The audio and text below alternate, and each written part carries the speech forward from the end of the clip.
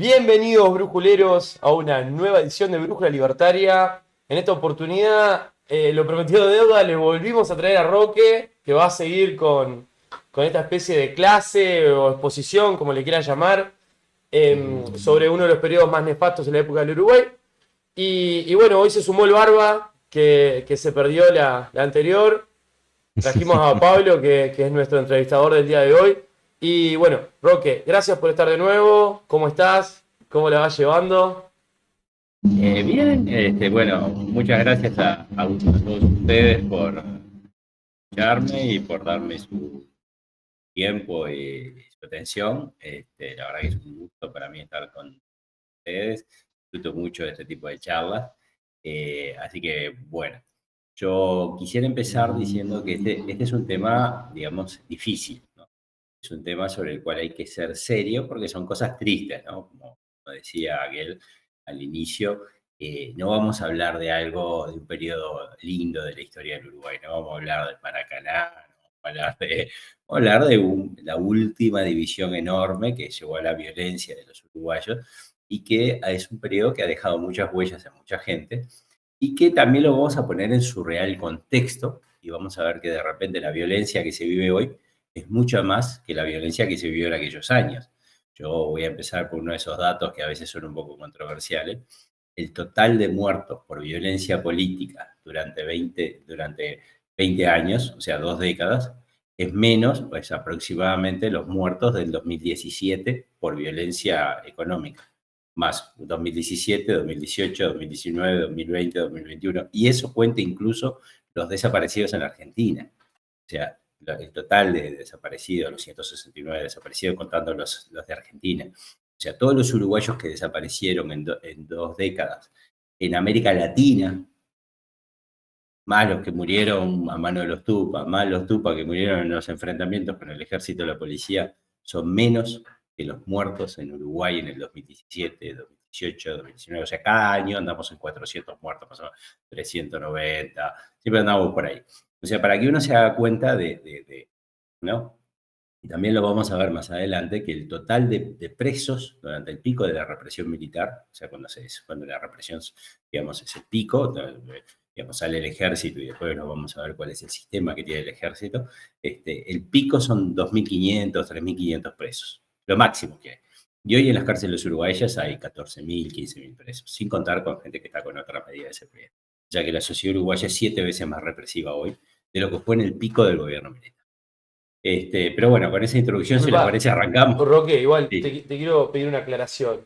¿Estamos hablando de 2.500 detenidos totales por sea cual sea el motivo? Claro, porque no todos entraban, o sea, mucha gente entró y después es el pico, ¿no? Algunos quedaron muchos años, pero otros fueron saliendo y otros entraron después, porque no es un periodo, o sea, ahora cuando lo vamos a ver, no todos los movimientos guerrilleros o terroristas arrancaron en el mismo momento, ellos arrancan descoordinados y algunos no arrancan nunca, pero igual son capturados y destruidos. Entonces hay básicamente 2 etapas, hay una lucha contra el MLN y hay un desmantelamiento del Partido Comunista del Uruguay. Son 2 etapas que se viven en 2 momentos diferentes, ¿entendés? Pero en realidad el gran pico es cuando se meten unas 2.500 personas presas a la vez. Y después algunos entran, otros salen, hay ingresos y salida, pero tú vas a ver la gráfica, la vas a ver ahí que la gráfica sube y después baja, baja, baja, baja hasta el último día de gobierno militar que salen los últimos. ¿Entendés? Bueno, ahí la tenemos en pantalla, entonces hay una subida grande, pero después empieza a bajar, a bajar, a bajar, y mucha gente, bueno, la mayoría de la gente tiene condenas chicas. Los que no tuvieron homicidios tienen condenas por participar en actos, pero no, los que no tuvieron homicidios en realidad salieron casi todos. Muchos además, aunque se los hubieran condenado a 10 años, a los 3 4 años se le daba libertad. O sea, pero bueno, ¿le parece si arrancamos ya con un poco con la historia de todo esto para que sea más fácil para todos? Lo primero que tenemos que sentarnos es que Uruguay en el año 68 es un país con una enorme tradición democrática, ¿no? Y siempre la Fuerza Más no tenía ninguna vocación política, pero ninguna. Y hay Eso no lo dice Roque García, eso hay una famosa reunión en el centro militar, en donde ya en esa época en América Latina, el Che Guevara estaba prendiendo fuego, la Revolución Cubana, todo lo que quieran, y se hace una reunión en el centro militar para tratar de homenajear a los que pelean contra el Che Guevara. O sea, hay una parte del ejército que quiere homenajear a los que pelean contra el Che Guevara. La gente, y la mayoría de los oficiales abrumadoramente vota que no. Nosotros con la Guerra Fría no tenemos nada que ver. En 1968, una célebre, ¿no? Están los libros de historia. Entonces, el ejército en el año 68 empieza a ver nada, ni con izquierda ni con derecha, está tranquilo en los cuarteles, no tiene una afiliación de derecha, ni mucho menos golpista. Mientras tanto, la policía es la vieja policía, la que, bueno, somos más viejos, llegamos a conocer, que es una policía gordo, vamos a decir la verdad, que tienen un revólver oxidado y 3 o 4 balas de 38, ¿no? Esa es la policía en Uruguay. La policía que usa zapato, es una policía que en Uruguay no pasa nada. Que además tiene limitaciones materiales y no es una policía hecha para pelear contra la subversión. Es una policía de comisario y de gente que sabe de robos, de homicidios, de crímenes pasionales, pero no es una policía como la que vemos hoy. La policía de cuando yo era chico no tiene nada que ver con esta policía de chaleco, boina, camuflado y arma larga, ¿no? Eso es policía de los años 68, miren la foto, son unos flacos, gordos, que están ahí con un 38 en la mano y bien tranquilos, ¿no? Y muchos de ellos, después cuando se los interroga, en su vida habían tirado un tiro en acción real. Esa era el Uruguay. El Uruguay tenía menos de 1000 presos en ese momento. Menos de 1000 presos. Bien. Y ahí sale el MLN, que ya dijimos por qué. Vamos a tratar entonces Roque, por referencia, ¿tenés el dato cuál era la población uruguaya al final de los 60? Poquito abajo de 3 millones. O sea que Poquito abajo de 3 millones. teníamos 1400% menos de precio.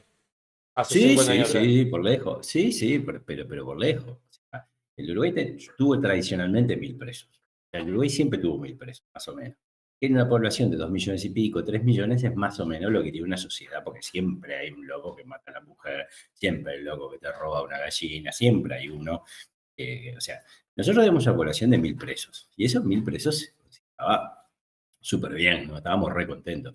Pero entonces aparece el MLN, que es una organización es distinta, porque tiene estructura, porque tiene objetivos militares, ¿tá? Y empieza a hacer cosas que en Uruguay no se hacían, que es sobre todo secuestros, asesinatos y lo que se llaman propaganda armada. O sea, toman un lugar y hacen, no, hay millones de esos, tomaban una radio, hacían una proclama. Además, se empiezan a infiltrar en los sindicatos y empiezan a tener estructuras clandestinas. O sea, eso en Uruguay, en el Uruguay de los años 78, 69, 70, era una novedad. O sea, no existía un movimiento clandestino. O sea, la organización que empieza a tener los tupas, de que yo conozco al Barba, el Barba conoce a Maximiliano, pero Maximiliano no me conoce a mí, significa que organización celular es una organización clandestina, significa que si me capturan a mí, el Barba tiene 48 horas para desaparecer y Maximiliano sabe que nadie sabe quién es. ¿Entienden? Ese tipo de organizaciones es la organización celular, ellos la copian de la organización de terrorismo en Argelia, porque miran una película que se llama La Batalla de Argelia y la copian de ahí, la organización triangular. O sea, pero empiezan a poner bombas, empiezan a matar policías, ellos matan muchísimos policías, matan creo en total 34 policías, si no me equivoco, matan muchos más policías que militares, y siempre lo dije la vez pasada, y lo repito, los terroristas mataron pobres. No murieron generales, no murió presidente, no murió ministro, no murió nadie, murieron policías. Policía pues, mataron una torta de policía, ¿no? 34 policías. Ahí la policía empiezan a pasar dos cosas dentro de la policía. La primera es que los policías empiezan a calentar mucho, porque los detienen y los jueces los liberan. Entonces los policías empiezan a calentar y mucho, y empiezan a haber problemas con la policía dentro de la policía.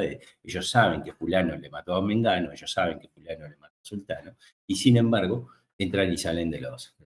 Hay una fuerte resistencia policial. Pero también hay una persona de quien hay que hablar, no sé si lo han escuchado hablar, que se llama el comisario inspector Otero. Otero, que era una figura que fue técnico de fútbol, fue juez de fútbol, era todo un... Lean, el que le guste lea y averigüe del comisario Otero, un tipo de la noche, tipo maganudo, ¿no? Una fiera, esas personalidades polivalentes, una persona que hacía un muy fino trabajo de inteligencia, pero muy fino. Y él rechazaba cualquier técnica de interrogatorio que fuera golpear la mesa, pegarle un par de bifes. Él siempre rechazó, el comisario Otero siempre rechazó lo que era, ahí lo tenemos en pantalla, siempre rechazó lo que era, digamos, la violencia. Entonces, es muy perro. Es una persona, sigue a la gente, lo sigue, lo sigue, lo sigue, y los empieza a capturar. Y los captura casi todos, pero a casi todos los captura. Pero los captura casi todos. Al final del 70 y algo, Otero ha destruido la organización terrorista, que si bien sigue funcionando, lo que queda está totalmente pinchada por la policía. O sea, Otero los pincha o les pincha los teléfonos, pincha, los sigue. O sea, los que no pueden probar que están dentro de la organización y le pueden probar cosas, casi todos están totalmente repelidos. El problema que pasa es que Otero los empieza a mandar a la cárcel de Punta Carretas. Y en esa cárcel, los terroristas se organizan de una manera como no se habían organizado afuera, porque afuera no se podían reunir y conversar.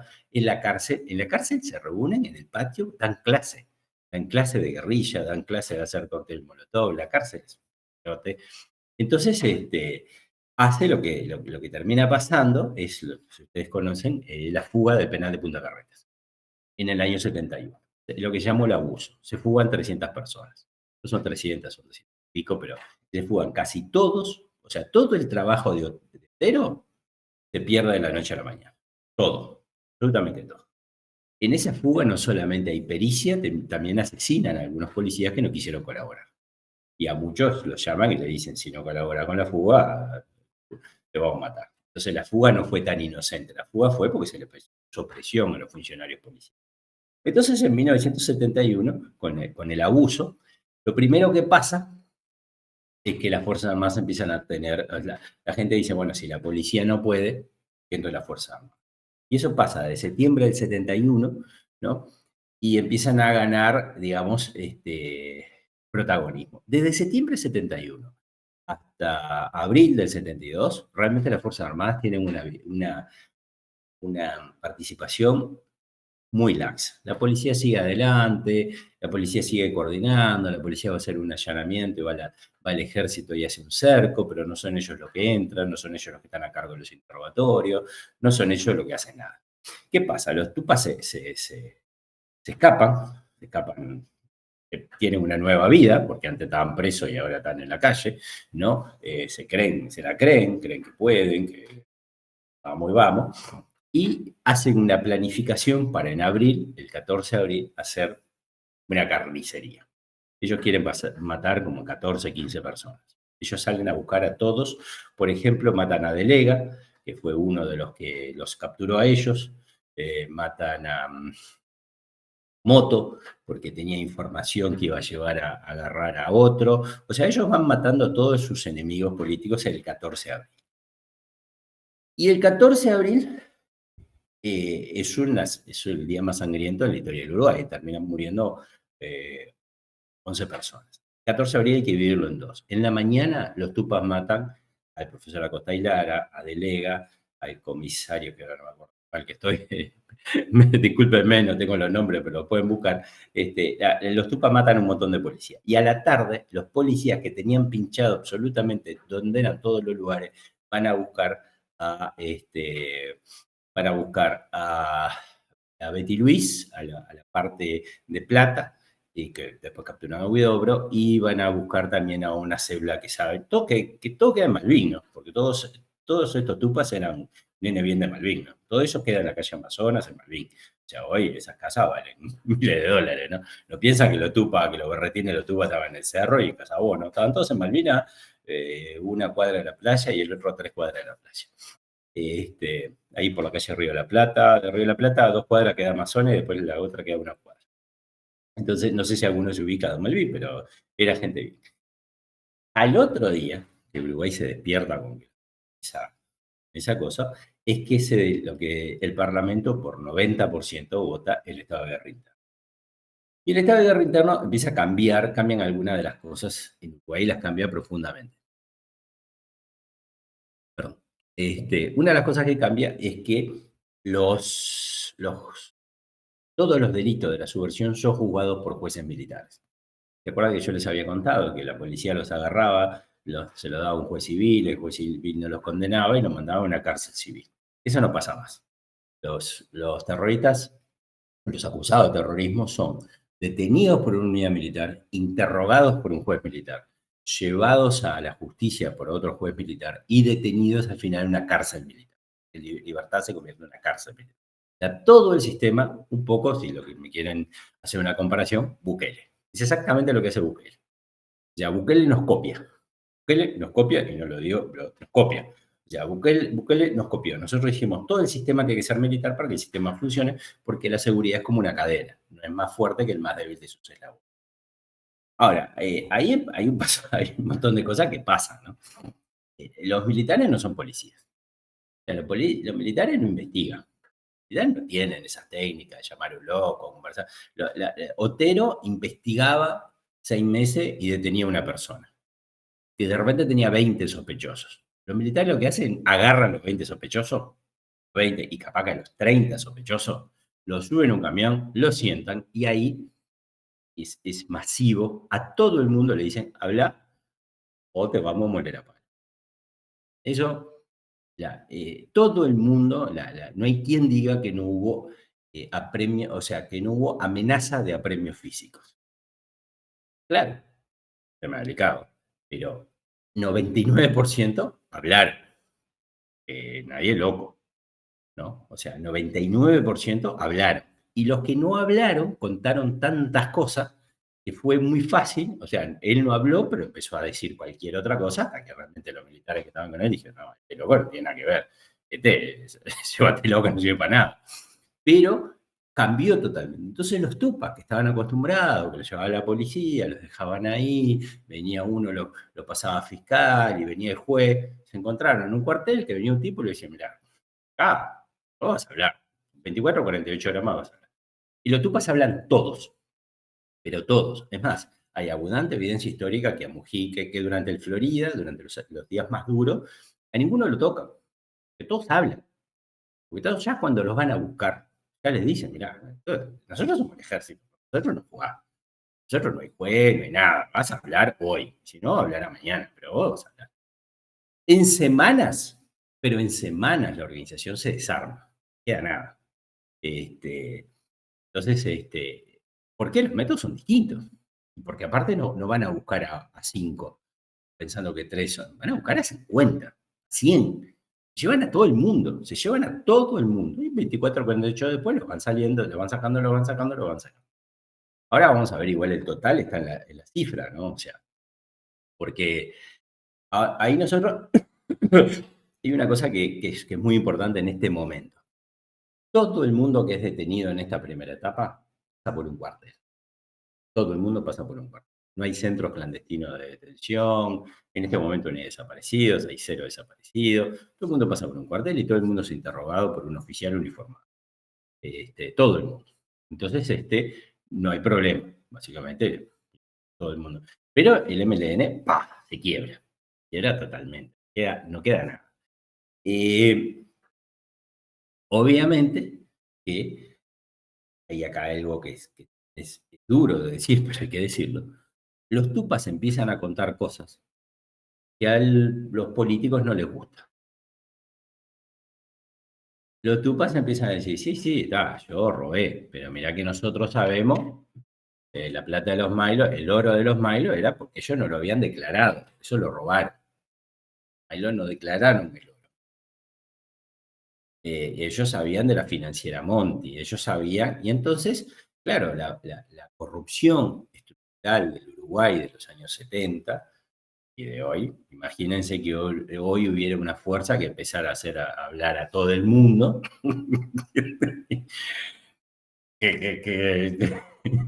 ¿No? Empezaron a saltar cosas y los mismos mandos militares dijeron, no, bueno, pero nosotros con esto, ¿qué hacemos? Y ahí una parte del Partido Colorado no sabe qué hacer.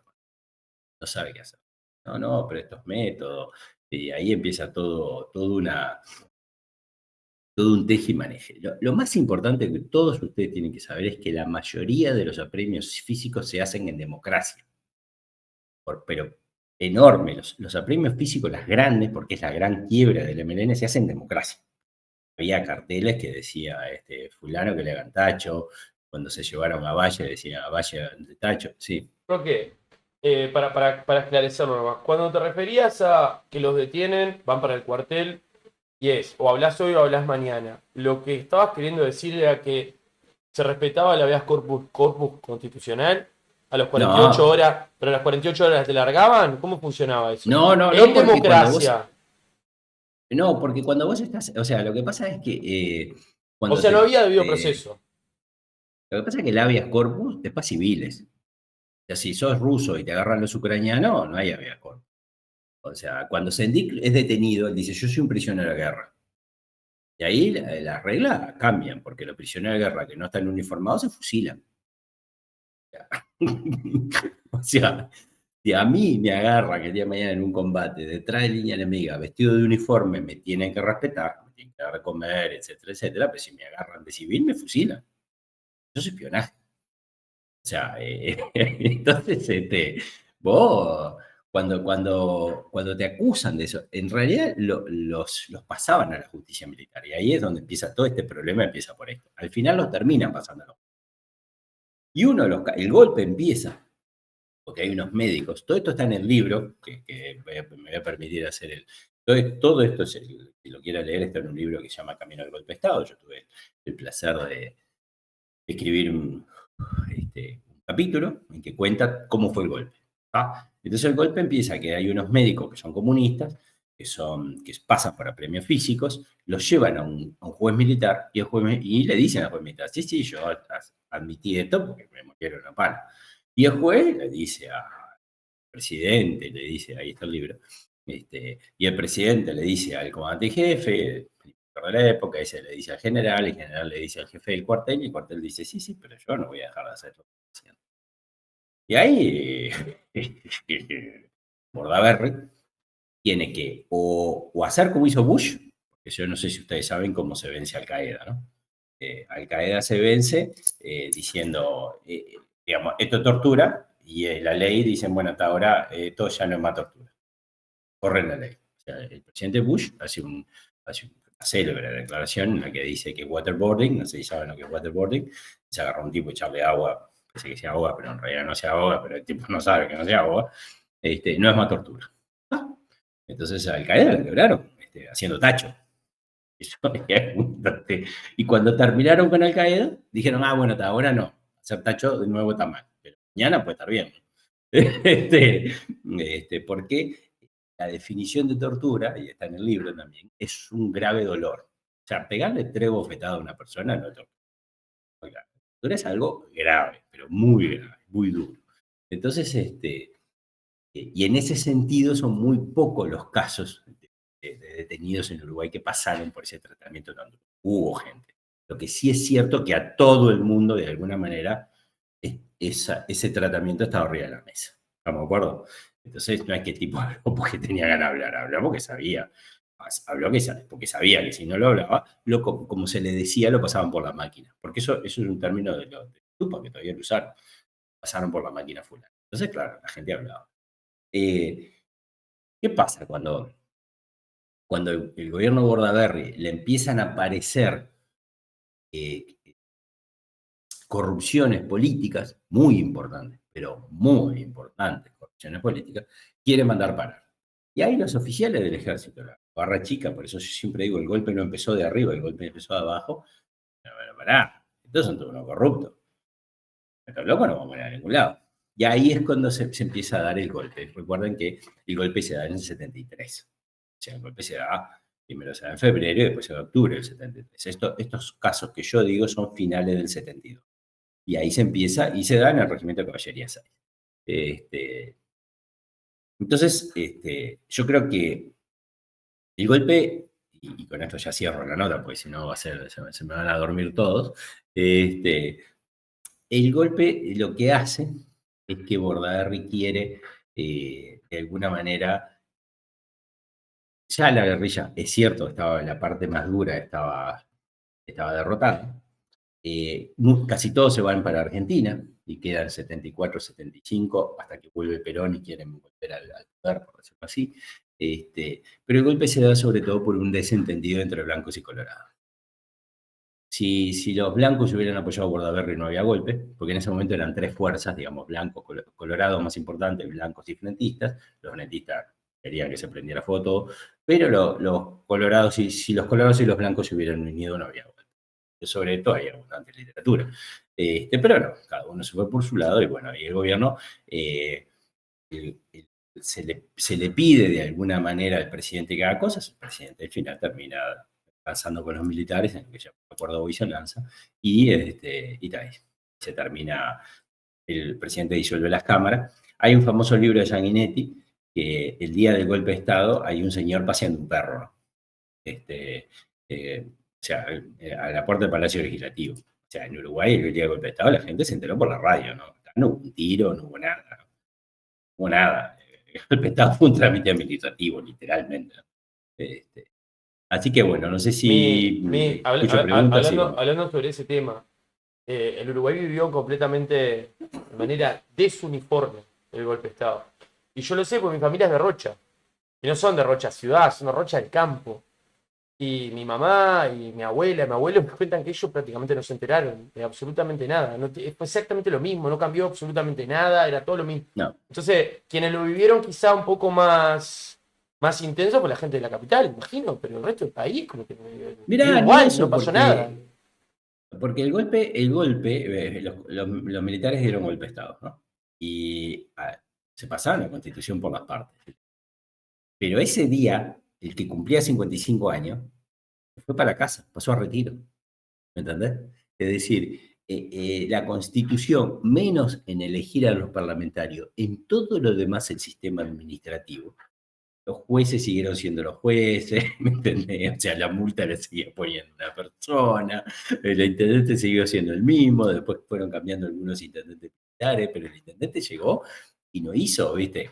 Y todos sabemos que hubo menos corrupción de la que hay ahora, digo, eso es obvio, ¿me entendés? Entonces, lo que pasaba es que no llegaba un nuevo intendente y decía, ahora voy a hacer las calles flechadas para otro lado.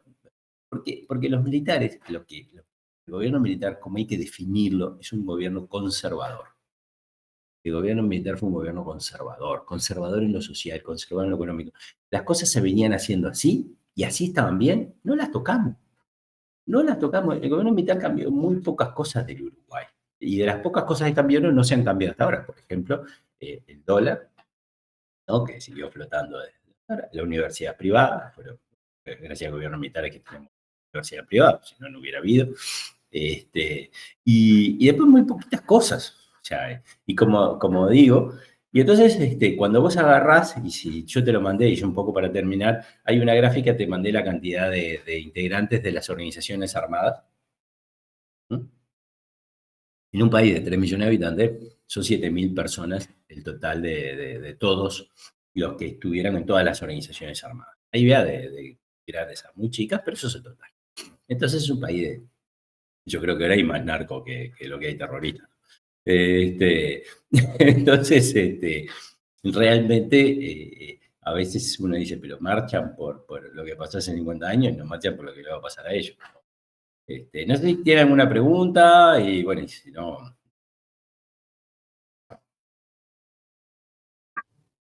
No, yo quería consultarte, pues, tocar, por ejemplo, algunos temas, capaz que lo dejamos para la próxima, y si quieres cerrar el ciclo o no, que tiene que ver un poco con lo que pasó con Gutiérrez Ruiz y todas esas mentiras que nos han puesto en la cultura, que los militares mataron a Gutiérrez Ruiz, son desaparecidos por Gutiérrez Ruiz, por los militares, esas cosas. No sé si la quieres tocar ahora, porque por ahí no va tanto con la línea, pero dejamos para la próxima. yo preferiría, si no te molesta, hacer, digamos, de la salida a la democracia y después todo lo que se empieza a mentir de todo lo que pasó y quiénes son los que mienten.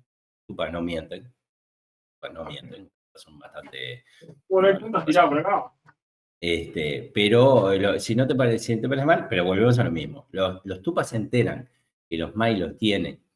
Los Milos en la crisis del 29, eso se lo digo a lo que les gusta la historia, de casualidad ganan muchísimo dinero. Ellos están en la bolsa de Estados Unidos, compran y venden antes de la crisis, tienen suerte y ganan una torta de dinero y se las pagan en libras esterlinas, que las tienen en Nueva York y que se las traen a Uruguay y, claro, declararlas era perder 30% de esa ganancia, las meten en una bóveda de la casa y están de 1929-30, que creo que llegan a Uruguay, 30 que llegan a Uruguay, hasta los 70 que se las roban. O sea, era una plata, la gente antes tenía oro. Y se las roban y bueno, ahí en base empieza todo un tema, pero eso lo dejamos para la columna siguiente, si les parece bien. Sí, me Bueno, parece.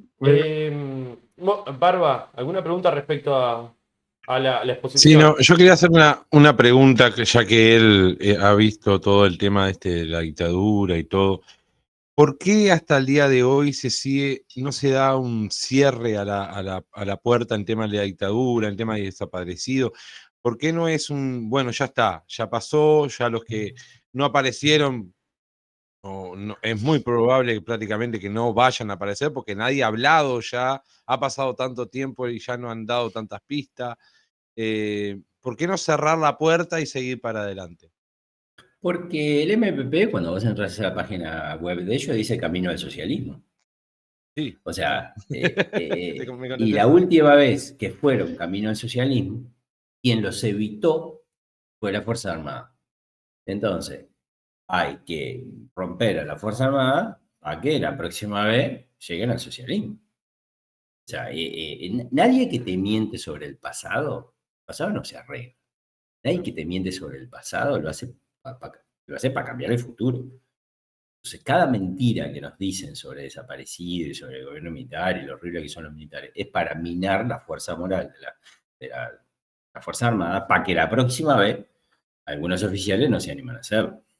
Bueno, hoy en día muchos adolescentes y jóvenes están creyendo que los tupamaros pelearon contra los militares y no, ya estaban presos antes de la dictadura. No, pero no solamente eso, o sea, hay un montón de cosas que se dicen, pero el MPP es una organización muy seria, muy poderosa. Tiene una organización de juvenil, como la Juventud Hitleriana, que se llama Guriz MPP. Hacen campamentos, hace todo. O sea, eso en cualquier país serio estaría prohibido. El MPP le cobra la parte del león a sus legisladores y cualquier cargo político. Eso cualquier país serio es ilegal y estaría prohibido. O sea, el MPP es una organización sumamente bien organizada, porque ellos estuvieron bien organizados, aprendieron y dijeron, bueno, a las piñas no podemos, vamos por la mentira. Y están en el gobierno, ¿qué querés que te diga? ¿Entendés? Pero el objetivo es camino al socialismo. Ellos quieren poner Venezuela, Cuba, en Uruguay. Ese es el objetivo. No te quepa ninguna. No, yo quiero hacer una nota al pie, ¿tá? Que no la hice en la exposición anterior, lógicamente es lo que yo pienso. Yo creo que realmente no necesitamos en Uruguay, para arreglar los problemas que tenemos ahora, ningún tipo de intervención militar. Tampoco necesitamos más policía. Lo que se necesita es reprimir. Represión democrática, civil y dura. ¿Qué quiero decir? Multiplicar por 10 la pena. Que hayan cárceles privadas, que los que están presos tengan que laburar. Y creo que Uruguay como sociedad está en condiciones de meter a todo el mundo preso. No creo que, digo, tenemos un índice de criminalidad exorbitante, pero lógicamente que si el costo de delinquir es extremadamente bajo, el atractivo de delinquir es siempre superior. Y me parece que eso es lo que está pasando con ser los número uno en hurtos en el Uruguay, las tasas de homicidio que tenemos. Digo, no nos olvidemos en Uruguay. El hurto, la gente va 3 meses preso. Y el homicidio van 2 años preso. No es serio. ¿Entiendes? Entonces, si en Uruguay, lo que pasa es que, claro, tenemos la mitad del espectro político zurdo que piensan que los victimarios son las víctimas. Entonces es muy difícil lograr que se eleven las penas. Pero peor es dejar la situación como está ahora hasta que la gente se termine cansando y te pidan la intervención militar, porque eso fue lo que ocurrió en Uruguay. Bueno, pero también es de diseño, permitido Maximiliano, un poco con lo que dice el Barba. Cuando vos tenés una población carcelaria de 14.000 personas, y tenés mucha gente que anda con fierro, vos estás haciendo un caldo de cultivo para un camino al socialismo. ¿No? O sea, una sociedad en que vos una vez que entraste a la cárcel, hay algo adentro tuyo que se quebró, ¿me entendés? Porque estuviste 4 años preso, 3 años preso, 2 años preso, la experiencia carcelaria, por lo cual se le dice la cana, la gente sale con... Entonces, es mejor, de alguna manera, vos tenés que pensar como lo piensan ellos. Esta sociedad burguesa, hay que destruirla, a destruirla, y que hacer todo lo que le haga mal. Vos cuando querés romper algo, todo lo que le haga mal está bien. Entonces, es de diseño, porque cuando ellos lleguen, instauran el socialismo, ellos te lo terminan, porque el delito en Cuba es muy bajo. Entonces ellos dicen, no importa que ahora se vaya un poquito el delito, no te preocupes. Después nosotros, cuando tengamos todos los medios del Estado, yo siempre hago un cuento, discúlpeme, ¿no? Pero yo estuve en Haití, ¿no? Y de Haití se escucha la radio cubana, ¿no? Y cuando vos escuchás la radio cubana, la música pasa, ¿no? Hay algo que te parece que es raro. Lo que pasa es que no hay avisos. No hay empresa privada en Cuba. Entonces en la radio no hay avisos, ¿entendés? Y a mí me parecía raro, porque yo iba a la camioneta manejando y decía, acá hay algo raro. Y en un momento me di cuenta, no hay avisos. Entonces ellos quieren eso. Quieren que no haya prensa libre, que no haya nada. Pero lo dicen, está por escrito. Entonces yo creo que también cuando vos decidís, lo que pasa es que para proteger la democracia, yo no quiero proteger la democracia, yo quiero camino al socialismo. Esta democracia corrupta, pim, pum, pa, camino al socialismo. Es lo que quiero. Pero bueno, confío en haber dado un panorama, un tema difícil, les agradezco mucho el respeto. Roque, el que quieras, en la próxima, sí. cuando hagas la salida de la dictadura, te voy a pedir que hagas un parate y esclarezcas, porque a mí no me consta bien cómo fue, he escuchado 2 versiones, la crisis de la tablita. Si podés dedicar unos minutos a explicarnos eso, porque tenemos un público muy economicista que quiere saber cuál fue la cagada ahí para no repetirla, ¿no? Pero mirá, sí, ya te digo el coso. A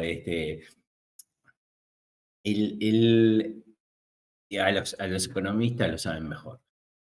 Un país chico, jugar a tener el dólar. Mira, yo te lo voy a hacer más fácil, ¿no? Ahora voy a hablar de cosas. Si alguien en Uruguay puede meter con precisión el precio del arroz dentro de 10 años, no trabaja para el Estado uruguayo. Es rico y vive en la bolsa de granos de Chicago. Es rico, esa persona es rica. Nadie en el Estado uruguayo es capaz de prever el precio del arroz entre 10 años. Nadie. Porque si hay alguno que tiene la inteligencia personal, ese loco no trabaja para el Estado uruguayo, es rico. Y al Estado uruguayo le pasó exactamente lo mismo. Los militares trataron de ir diciendo va a subir, y te fue el carajo. Pero después prometo desarrollarlo un poco así. Pero recuerden que ese es uno de los problemas que tienen económicamente, que tiene el Uruguay. Y es que nosotros queremos planificar. Acá quieren planificar cuántos hoteles va a haber en La Paloma, cuántos hoteles va a haber en Rocha. Y viste, el mercado es muy difícil de planificar. Y cualquier tipo, porque hay gente que la ve, pero cualquier tipo que la vea, que diga así, en Rocha dentro de 7 años va a haber 14 hoteles, ese loco no trabaja para el Ministerio de Economía y Finanzas. Trabaja por un asesor internacional ganando millones de dólares, ¿entiendes? No, lo que trabaja para el Estado no la ve, esa es la verdad. Bueno, brújuleros, bien. Muchísimas gracias por vernos. Recuerden, den like, suscríbanse, comenten, compartan, familiares, amigos, al que sea, compártanselo. Y ver el video anterior. Y vean, si vieron este y no el otro, vean el anterior. Así enganchan. Así enganchan. Y bueno, Roque, nos vemos la semana que viene. Nos vemos la semana que viene. Un gusto, che, como siempre. Un gusto, Roque. Chao, chao. Gracias, que pasen bien.